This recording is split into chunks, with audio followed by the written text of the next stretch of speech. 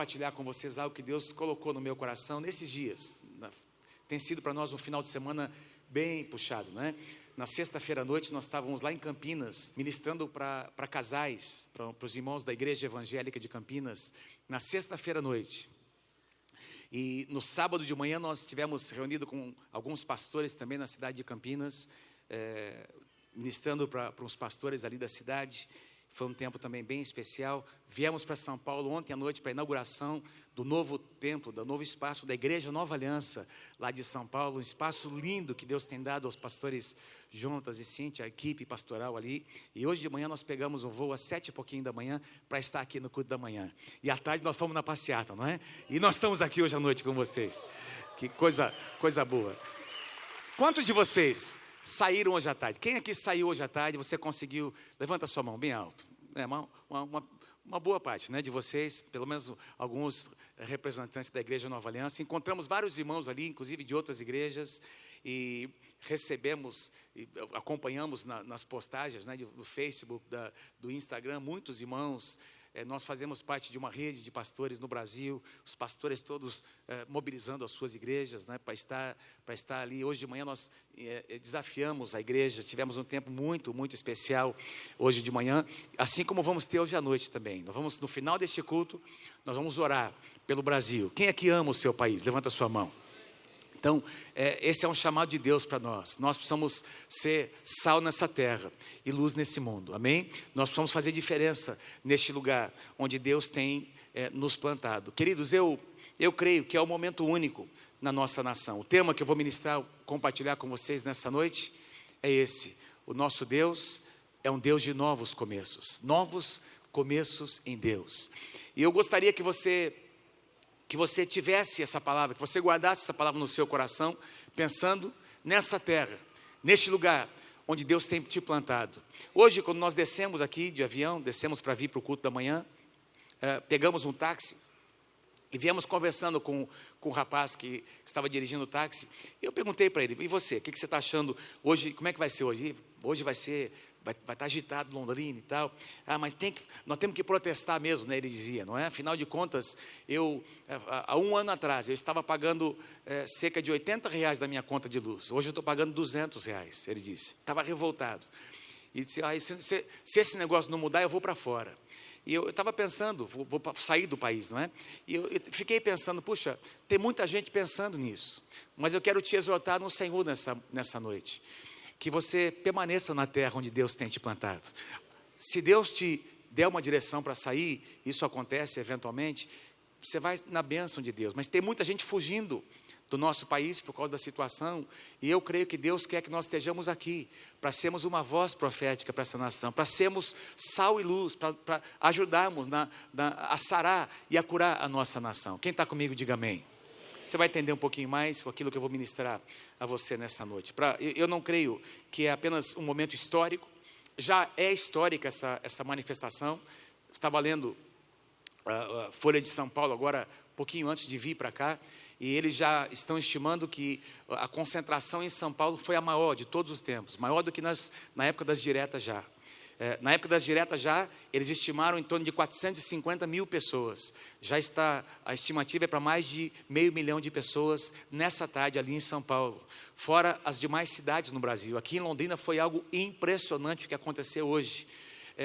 Nós acompanhamos todo aquele trajeto, não teve nenhuma situação, nenhum incidente, nada assim que pudesse perturbar, não é? O povo organizado, declarando, não é? E o povo de Deus estava ali abençoando, orando pela nossa nação. Queridos, eu creio que não é um momento apenas histórico, é histórico para a nossa nação, mas para nós é um momento profético. É um momento profético, um momento em que Deus está mudando os rumos da nossa nação. E eu quero te ajudar nessa noite, a olhar para o nosso país na perspectiva de Deus. Amém? Quero te exortar no Senhor nessa noite, que você, como cidadão dessa nação, mais ainda, como um cidadão do reino de Deus, que você aprenda, e eu juntamente comigo, a olhar para essa nação onde Deus tem nos plantado, como agentes de mudança dessa nação, como homens e mulheres que precisam se levantar em oração. A Bíblia diz: se o meu povo que se chama pelo meu nome se humilhar, orar e me buscar, e se converter dos seus maus caminhos, eu ouvirei dos céus, eu perdoarei os seus pecados, e eu sararei essa terra. Quem quer ver o Brasil sarado pelo poder de Deus? Quantos aqui creem que o Brasil pertence ao Senhor Jesus? Que essa nação estará aos pés do Senhor Jesus? Diga, eu creio, em nome de Jesus. Dê um aplauso, se você crê, bem forte. A passagem que eu quero ler com vocês, Isaías capítulo 43, versículos 18 e 19. Na tradução NVI, Isaías declara, eu queria pedir, se você puder acompanhar na sua Bíblia, quem trouxe Bíblia, não é? Acompanhe na sua Bíblia, abra o seu, quem não trouxe o livro, abra o seu a sua Smart Bíblia, né? no seu celular aí você deve ter uma Bíblia, acompanhe Isaías capítulo 43, eu gosto de trazer minha Bíblia, eu acho que é um bom costume nós trazermos a palavra de Deus, a gente poder anotar, escrever. Eu sou meio eu tenho Bíblia no meu smartphone, mas eu gosto de trazer a Bíblia para a casa do Senhor, acho que é uma boa tradição, um bom costume esse, né?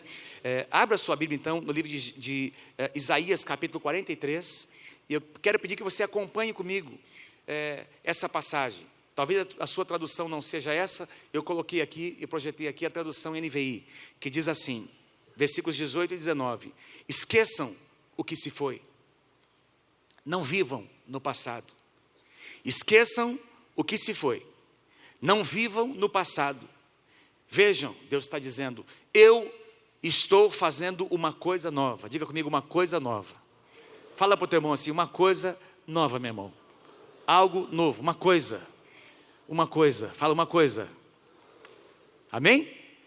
Quem quer experimentar uma coisa nova em Deus? Diga amém. Eis que eu estou fazendo uma coisa nova. Ela já está surgindo, diz o Senhor. Vocês não o percebem? Até no deserto, Deus diz, eu vou abrir um caminho. E vou abrir riachos no ermo, ou seja, no meio de uma terra seca. Eu gosto muito do profeta Isaías. Gosto demais do profeta Isaías.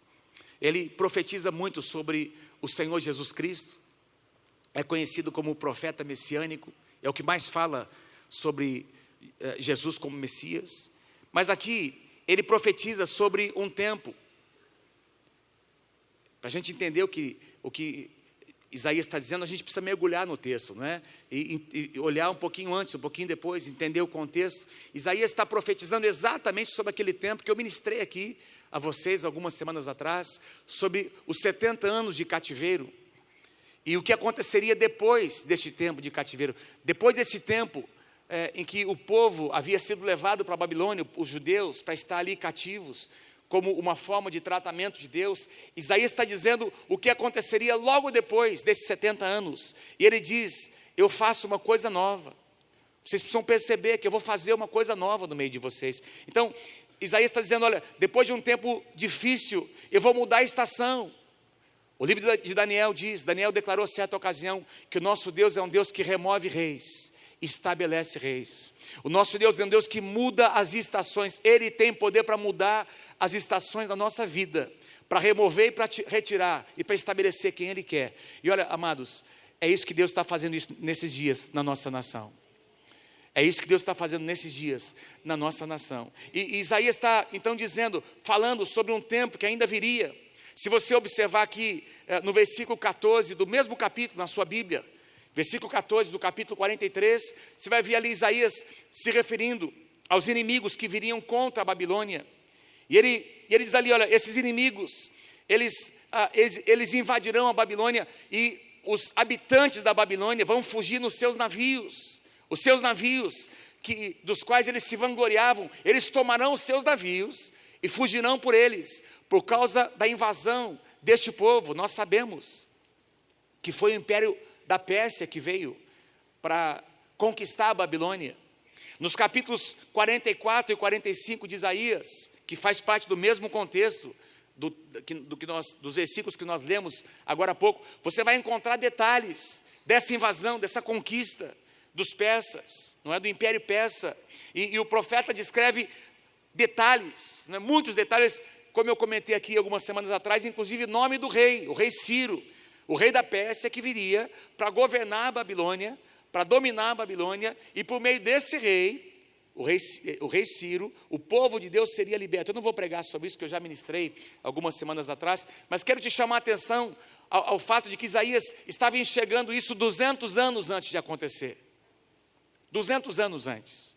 Então, pensa comigo, se você considerar 70 anos de cativeiro, nós estamos aqui, mais ou menos, podemos calcular que Isaías estava profetizando aproximadamente 120, 130 anos antes do cativeiro começar, e 200 anos antes do cativeiro terminar, ele já estava dizendo que Deus iria fazer algo lindo no meio do seu povo.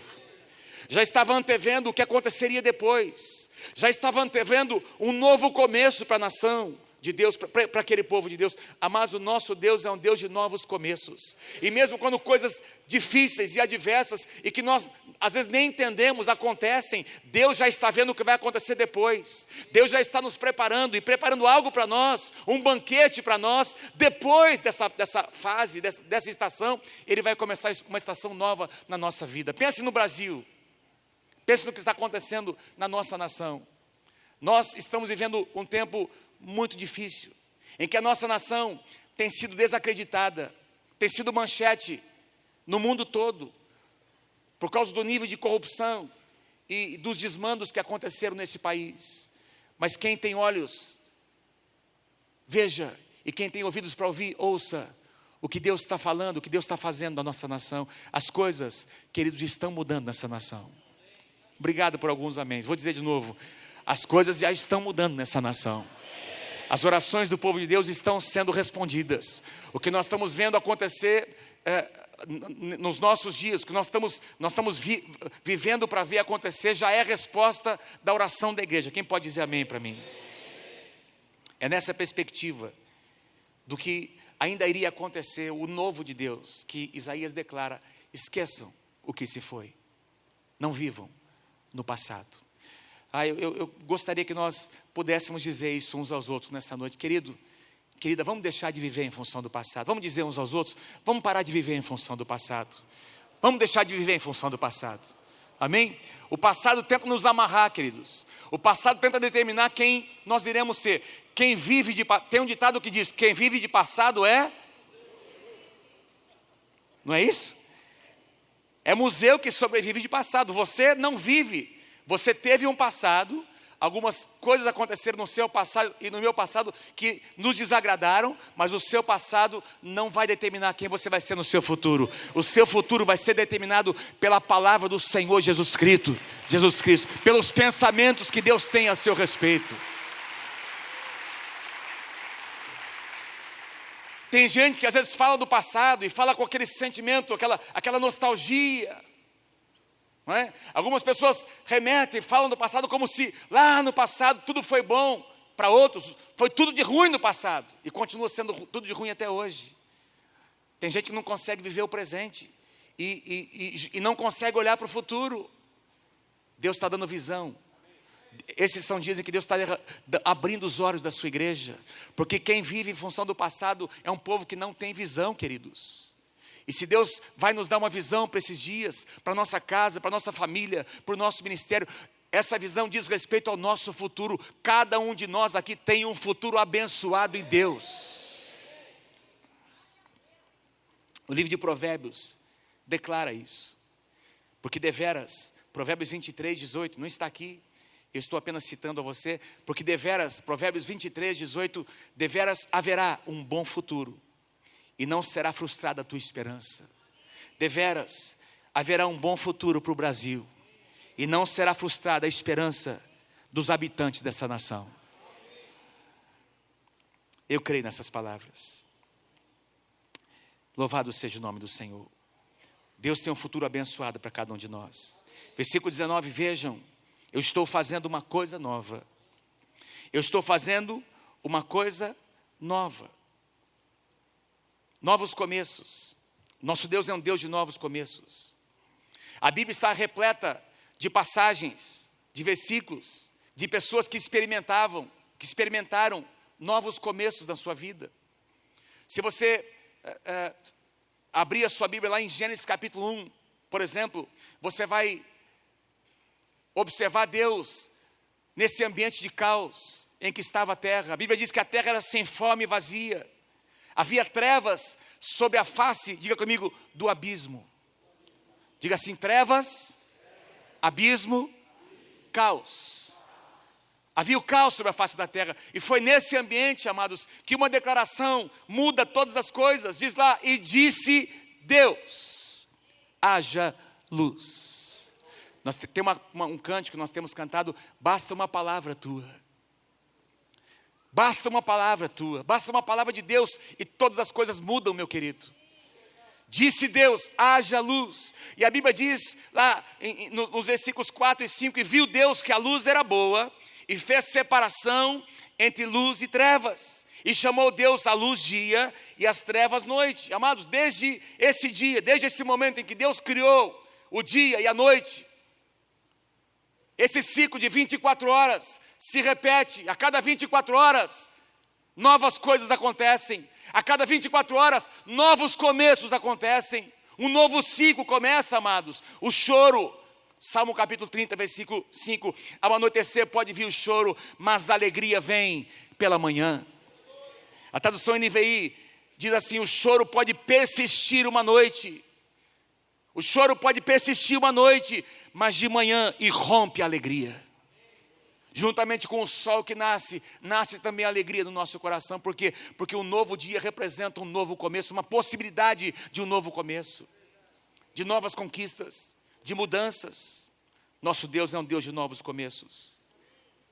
Logo após o pecado entrar na raça humana, pela desobediência de Adão e Eva, a Bíblia diz que foi uma escolha que eles fizeram, e eles já começam então a se esconder de Deus. Naturalmente falando, queridos, tudo terminaria ali, o projeto de Deus terminaria ali. Mas o projeto de Deus ia além de Adão e Eva. Deus enxergava cada um de nós lá no Éden. Deus enxergava a minha vida e a sua vida. Deus nos via aqui nesse dia participando da ceia do Senhor. E quando Adão e Eva pecaram, Deus já tinha um plano. Aliás, a minha Bíblia e a sua Bíblia dizem que o Cordeiro de Deus foi morto antes da fundação do mundo. Deus nunca foi pego de surpresa. Satanás pensou que estava surpreendendo Deus quando a serpente disse para Eva: olha, come. É mentira esse negócio. Olha, Deus pediu para vocês não comerem, porque Ele sabe que quando isso acontecer, vocês serão iguais a Ele. Mentira. Mentira. O diabo queria destruir o plano de Deus, mas Deus já tinha um plano. No capítulo 42 de Jó, versículo 2, esse grande homem de Deus que experimentou perdas na sua vida, ele declarou com profunda fé no seu coração, ele disse: Senhor, eu bem sei que tudo podes. Eu não entendo às vezes a maneira como tu ages, mas eu bem sei que tudo podes. E eu tenho certeza que nenhum dos teus planos pode ser frustrado. Nenhum dos teus planos. Nenhum dos teus planos. Louvado seja o nome do Senhor. Olha, e é interessante o que acontece nesse mesmo ambiente de pecado, de desobediência, em Gênesis capítulo 3, quando Adão e Eva pecam, a Bíblia diz que Deus sacrifica um animal. Abra comigo a sua Bíblia, Gênesis capítulo 3. Gênesis capítulo 3, Deus sacrifica um animal, não diz lá que animal era, talvez tenha sido um cordeiro, foi um animal inocente. E a Bíblia pega, a palavra de Deus diz que Deus pega a pele deste animal e cobre a nudez do homem e da mulher. E ele vira para a serpente, Gênesis capítulo 3, versículo 15, e ele declara para a serpente: eu colocarei inimizade entre ti e esta mulher. Palavra profética. Eu colocarei inimizade entre você e esta mulher, entre a tua descendência e o seu descendente. Presta atenção, amados.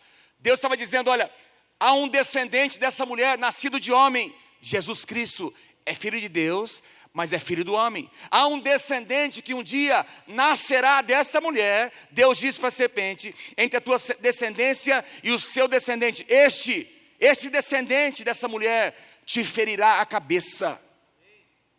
Te ferirá a cabeça, e tu lhe ferirás o calcanhar. Jesus foi ferido na cruz do Calvário. Nós celebramos a morte de Jesus na cruz do Calvário, mas ao terceiro dia ele ressuscitou, queridos. Mas sabe o que aconteceu? Quando Jesus morreu na cruz do Calvário, a cabeça da serpente foi esmagada.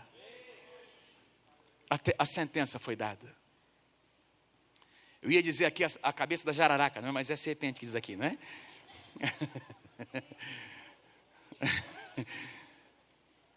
É só uma brincadeirinha, irmãos, tá? Não tem nada pessoal disso não, tá? Só me veio assim, né? Ontem eu ministrei lá em São Paulo e me veio também, não pude me segurar, não é? Mas foi dada uma sentença. Quando Deus deu uma sentença dizendo que a serpente seria derrotada, Deus estava declarando: você pensa que ganhou, mas eu sou um Deus de novos começos. Quem pode dar um aplauso para esse Deus maravilhoso? Que Deus maravilhoso! Que Deus maravilhoso nós servimos! Sempre existe uma chance de recomeçar, queridos. A Bíblia diz que o justo pode cair 7 vezes. E nas 7 vezes Deus vai estar presente para levantar este homem de Deus. Se houver arrependimento no seu coração, haverá para ele um novo começo. Não existe pecado que não possa ser perdoado pelo Senhor Jesus Cristo. Não existe pecado que o sangue de Jesus não consiga perdoar, se houver arrependimento. Novos começos. Nós estamos aqui porque na nossa vida novos começos aconteceram muitas vezes. Louvado seja o nome do Senhor. Louvado seja o nome do Senhor. Pouco mais tarde, nos dias de Noé, nós encontramos a raça humana, mais uma vez, a humanidade pecando diante do Senhor, entristecendo o coração de Deus. Deus envia o dilúvio. Toda a raça humana praticamente é destruída, os animais. Mas dentro da arca havia um recomeço. Dentro da arca havia uma família.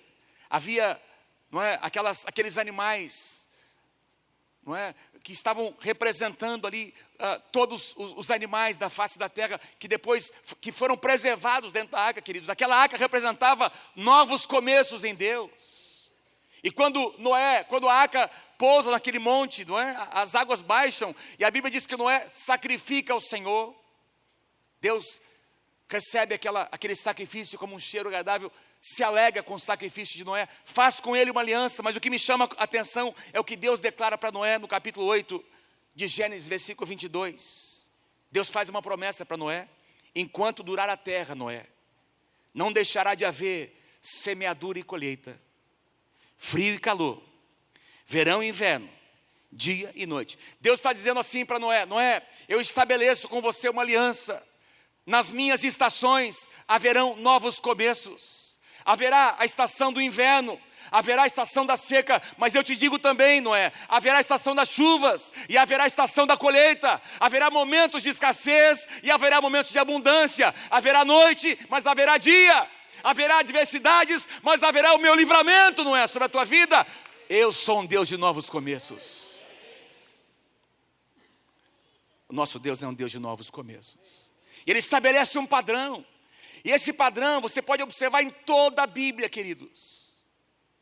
Quando parecia que os planos de Deus não iriam acontecer, Deus levantava alguém. Deus levantava um libertador. Deus levantava um líder, um profeta, um rei.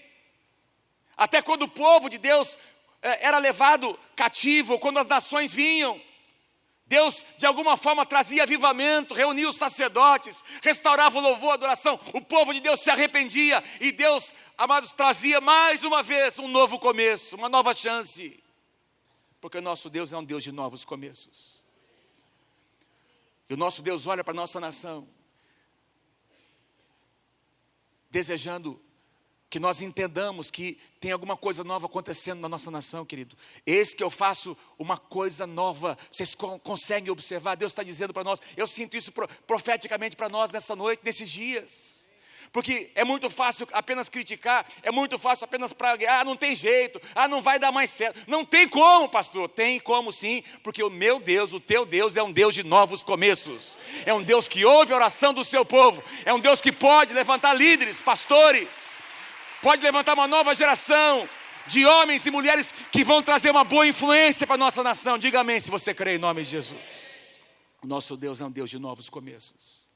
Às vezes nós nem percebemos. Eu quero citar apenas algumas coisas. Já disse, quando um dia nasce, o fato de um novo dia nascer representa, queridos, que as misericórdias do Senhor estão nos alcançando todos os dias. Quando um renovo brota de uma árvore que foi cortada, você olha para uma árvore seca, e às vezes você diz, daí não vai sair mais nada. De repente, bate uma chuva, cai um pouquinho de água e puf, nasce aquele broto. Novos começos.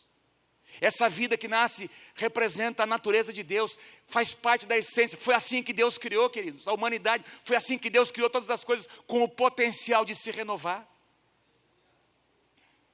Cada fruta que você come, que você saboreia, alguém colheu, alguém plantou antes, alguém suou para plantar e chegou às suas mãos. Por quê? Porque o nosso Deus é um Deus de novos começos.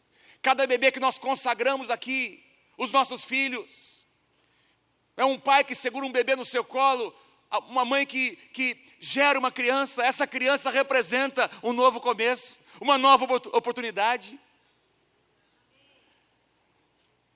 Cada pessoa que é curada, cada oração respondida, cada casamento restaurado, cada jovem que é liberto de um vício,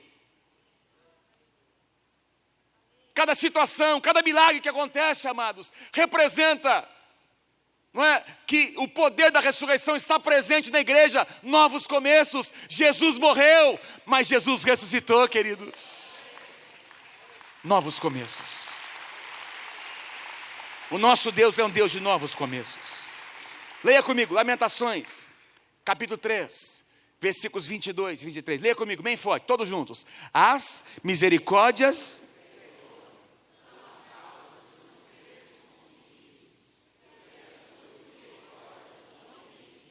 renovam-se a cada manhã. Grande é a tua fidelidade. Interessante, o profeta Jeremias está primeiramente falando sobre Deus e depois ele fala para Deus. Ele diz assim, na terceira pessoa: as misericórdias do Senhor são a causa de nós não sermos consumidos, porque as suas misericórdias não têm fim. As suas misericórdias se renovam a cada manhã. Senhor, é impressionante isso. Grande é a tua fidelidade, Senhor. Ele de repente entende isso como uma revelação para ele, e ele começa a adorar o Senhor, amados. É o que nós fizemos aqui nessa noite.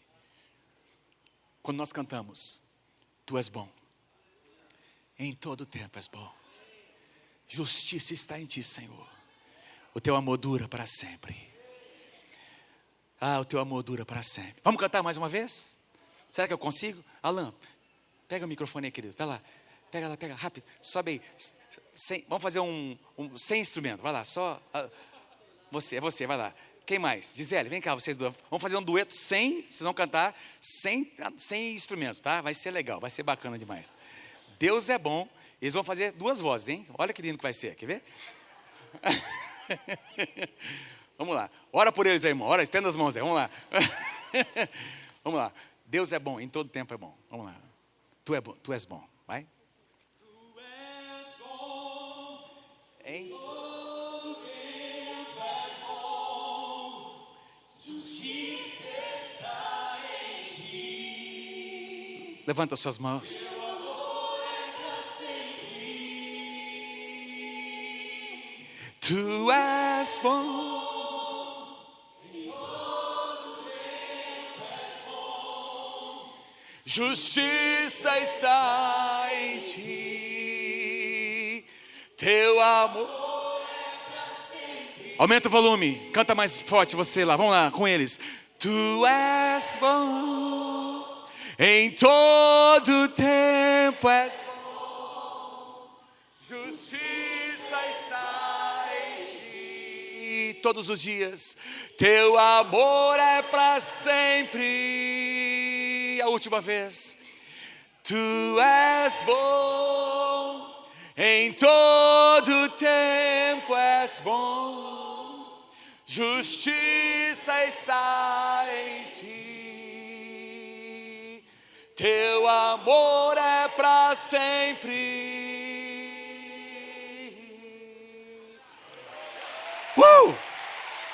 Obrigado. Obrigado, Gisele. Obrigado, Alan. Aleluia. As misericórdias do Senhor se renovam a cada manhã. Amém? Vamos dar mais um aplauso ao Senhor Jesus. Glória a Deus. Obrigado, Senhor. Faz parte da natureza de Deus. Faz parte da natureza de Deus. Tem uma passagem também que fala sobre, quando o apóstolo Paulo fala sobre o novo nascimento, ele diz algo tão lindo. Portanto, se alguém está em Cristo, é o quê? Nova criação. Tem uma tradução que diz nova criatura. As coisas antigas já passaram, sua velha vida, o seu jeito antigo de viver ficou para trás. E eis que tudo se fez novo. Novos começos. Até mesmo no último livro da Bíblia, em Apocalipse, quando no contexto você vai observar Jesus falando, Jesus entregando essa visão ao apóstolo João. E João vê então essa cidade, a Nova Jerusalém, descendo do céu da parte do Senhor. E no meio dessa visão tremenda, Jesus diz assim para João: João, eis que eu faço novas todas as coisas. Esse é o penúltimo capítulo da Bíblia. São as últimas palavras. Jesus está falando aqui, amados, nesses 2 últimos capítulos de Apocalipse, o que vai acontecer no tempo do fim, quando o Senhor Jesus retornar, amados. E Jesus está dizendo aqui, que quando Ele vier, vai ser apenas o começo. Vai ser o término de um ciclo, e o começo de um novo ciclo na sua presença. Jesus vem para governar, para reinar com a sua igreja, e nós vamos estar na sua presença, adorando, bendizendo o seu nome, por toda a eternidade, juntamente com os anjos. O nosso Deus é um Deus de novos começos. Dê um aplauso bem forte ao Senhor. Aleluia, aleluia. Nessa perspectiva, leia comigo mais uma vez os 2 versículos de Isaías capítulo 43, versículos 18 e 19. Comigo, bem forte. Esqueçam o que se foi, não vivam no passado. Vejam, estou fazendo uma coisa nova. Ela já está surgindo. Vocês não percebem? Até no deserto eu vou abrir um caminho e riachos no ermo. Diga assim comigo, é isso. O que Deus está fazendo. Bem forte, é isso. O que Deus está fazendo. Mais forte, é isso. O que Deus está fazendo. Agora, no meu Brasil. Agora, Deus está fazendo.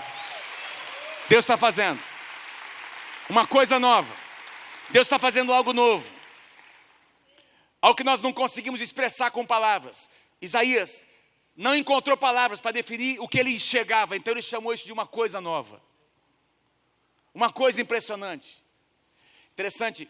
Ele estava profetizando sobre o final do tempo do cativeiro. No Salmo 126, lembra? Esse salmo foi composto na saída do povo lá da Babilônia, e eles cantam lá, grandes coisas fez o Senhor por nós, grandes coisas, uma coisa nova, grandes coisas, uma coisa nova vai acontecer, grandes coisas Deus tem feito por nós, por isso estamos alegres. Diz que os povos, não é, olhavam para eles e diziam, grandes coisas tem feito o Senhor por eles. Grandes coisas tem feito o Senhor. Amados, grandes coisas tem feito o Senhor por nós. Louvado seja o nome do Senhor. Algo está acontecendo na nossa nação. Existe uma coisa nova acontecendo. Eu gostaria de te animar nessa noite para que você consiga enxergar isso. Certa ocasião, a Bíblia diz que Deus teve que pegar Abraão. Não diz lá que Deus convidou Abraão para sair fora da sua tenda. Diz que Deus pegou, a expressão ali, eu não me lembro bem qual que é, mas dá a entender que Deus tomou Abraão nos seus braços e o conduziu, é mais ou menos o que diz lá, conduziu Abraão para fora da sua tenda. Porque de dentro da tenda, Abraão não conseguiria enxergar as estrelas, mas fora da tenda, Deus disse, agora abre os teus olhos e olha para as estrelas dos céus. E agora Abraão começa a contar as estrelas. Deus foi meio, assim, fez uma brincadeirinha com Abraão, né? Deus faz isso de vez em quando. Começa a contar, Abraão, se é que você pode, Deus diz lá. E Abraão diz, não posso, não tenho condições. Assim será a sua descendência. Que Deus nos dê olhos espirituais para ver o que Ele está fazendo. Eu quero dizer a você, quero passar a você algo que Deus me colocou no meu coração nessa manhã. Enquanto estava vindo para cá, no avião, preparando ali os últimos detalhes dessa palavra, Deus colocou uma passagem no meu coração, que está em Jeremias, capítulo 48, versículo 11. E eu vou trazer para vocês o contexto, não é? Porque essa passagem mostra a maneira como o vinho era feito, como o suco da uva, o mosto, como ele era processado, como ele era purificado. Naquela época eles colhiam as uvas, e essas uvas esses cachos de uvas eram colocados em lugares chamados lagares, ou lagar. E as pessoas vinham, e muitas pessoas, como é que eles esmagavam essas uvas? As pessoas pisavam nas uvas, e havia um local um dreno, não é? Por onde esse caldo saía, e ele saía com algumas impurezas, porque essas uvas eram esmagadas, esse caldo era escorrido para uma vasilha, e esse caldo saía com algumas impurezas. E o contexto histórico vai nos mostrar que esse suco, ele era purificado, passando esse caldo, esse suco de uva de vasilha em vasilha. Na medida em que esse suco era colocado numa vasilha, esperava-se um tempo para que aquela borra, para que aquelas impurezas fossem precipitadas, e então esse líquido era transferido para um outro recipiente. Ficava mais um tempo ali aguardando, e ia sendo passado até que ele se tornava um suco puro. E essa passagem diz o seguinte sobre Moabe: despreocupado esteve Moabe desde a sua mocidade, e tem repousado nas fezes do seu vinho. Eu não vou entrar aqui nos detalhes de Moabe, o que aconteceu, mas está falando de uma sujeira que não havia sido removida.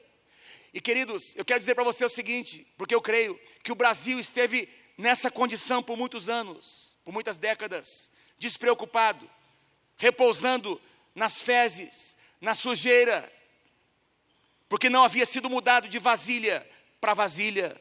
Mas é chegado o tempo em que Deus começou a transferir esse suco para uma outra vasilha. Algumas sujeiras começaram a aparecer, mas não foi suficiente. Deus transportou esse caldo para um outro recipiente, e mais sujeira apareceu, e as sujeiras vão começar a aparecer cada vez mais, porque esse é um processo que Deus iniciou e não vai parar sobre a nossa nação, até que haja cura, até que haja libertação, até que haja purificação. Quem crê, diga amém em nome de Jesus. Aplauda bem forte ao Senhor. É uma passagem, eu creio, que é uma passagem profética para nós. A sujeira está sendo removida. Como exemplo, eu quero te dar um exemplo nessa noite. Alguns meses atrás, em agosto, setembro do ano passado, nós estávamos reunidos, um grupo de pastores em Brasília. Nós fazemos parte de uma rede de pastores, chamado Global Kingdom, onde os pastores, nós fomos convidados para estar nesse grupo. Tem pastores de igrejas muito grandes no Brasil, muito expressivas, líderes de grandes denominações. Tem ali aproximadamente 110, 120 pastores que representam grandes igrejas e denominações. E nessa reunião que nós estávamos ali em Brasília, foi trazido para participar entre nós esse procurador, o Deltan, procurador do Ministério Público, um homem de Deus. Esse rapaz é um rapaz evangélico, saiu para estudar fora, fez um curso de pós-graduação, de especialização em Harvard, muito inteligente, muito conhecimento, e Deus trouxe esse rapaz para o Brasil. Ele faz parte dessa equipe do Ministério Público, é um dos procuradores, homem de Deus, temente a Deus, e ele expôs a nós essa proposta de 10 medidas que poderiam se tornar leis no nosso país, se houvesse mobilização por parte da população. Nós teríamos que ter aproximadamente 1,5 milhão de assinaturas, e os pastores todos que estavam ali se comprometeram a mobilizar suas igrejas. Nós trouxemos, vocês se lembram, o ano passado nós fizemos passar aqui esses papéis, e muitos de vocês assinaram, não é? Eu estava entrando ontem no site daqui do Ministério Público, e estava lá um número de 1.700.000 assinaturas, e 700 mil assinaturas. E eles lançaram agora esse banner dizendo o seguinte, que no dia 29 de março, às 14 horas, eles irão entregar, estão convocando alguns pastores para irem lá, para testemunhar. Eles vão entregar ali no Congresso Nacional essa proposta de 10 medidas contra a corrupção, e já tem mais de 1,5 milhão de assinaturas, portanto vai se tornar lei no nosso país. Eis que eu faço uma coisa nova, que está saindo à luz. Vocês conseguem enxergar isso? É o que o profeta Isaías declarou. Porque às vezes a gente enxerga só as coisas ruins que estão acontecendo. Amados, Deus já está movendo, as orações do povo de Deus estão sendo respondidas.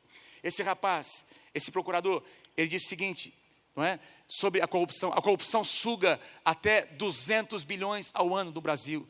Sem ela, seria possível triplicar o investimento da educação. Então essas leis, elas têm 3 objetivos: prevenção da corrupção, fim da impunidade e recuperação do dinheiro, de toda a verba, todo o dinheiro que foi desviado. E nós queremos, como igreja, estar orando para que essas 10 medidas se tornem leis no nosso país. Amém? Quem pode dizer amém? Aleluia. A palavra do Senhor diz em Mateus capítulo 6, verso 33. Buscai, pois, em primeiro lugar, 2 coisas: o reino de Deus, em segundo lugar, a sua justiça. O reino de Deus é a sua justiça, e todas as demais coisas vos serão acrescentadas. Romanos capítulo 14, versículo 17. Porque o reino de Deus não é comida nem bebida, mas justiça e paz e alegria no Espírito Santo. Certa vez, um grande homem de Deus, um homem temente a Deus, nos Estados Unidos, muito conhecido, Martin Luther King, disse essa frase: quem aceita o mal sem protestar, coopera com ele. Protesto no bom sentido.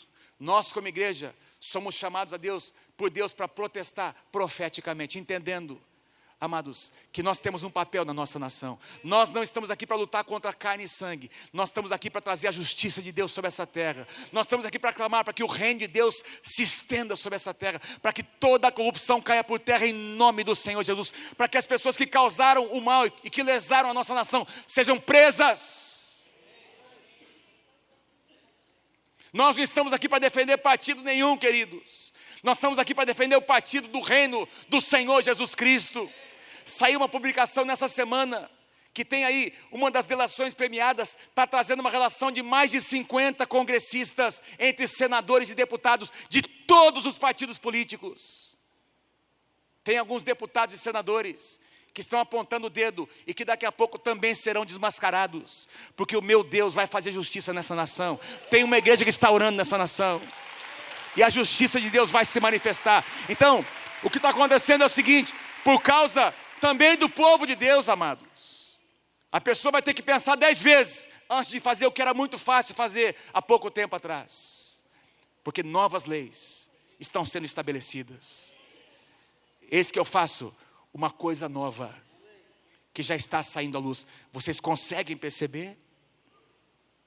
Diga assim: uma coisa nova. Fala, vamos dizer uns aos outros: Deus está fazendo uma coisa linda, uma coisa nova no nosso país, e nós somos parte disso, em nome do Senhor Jesus. Dê mais um aplauso bem forte ao Senhor. Aleluia.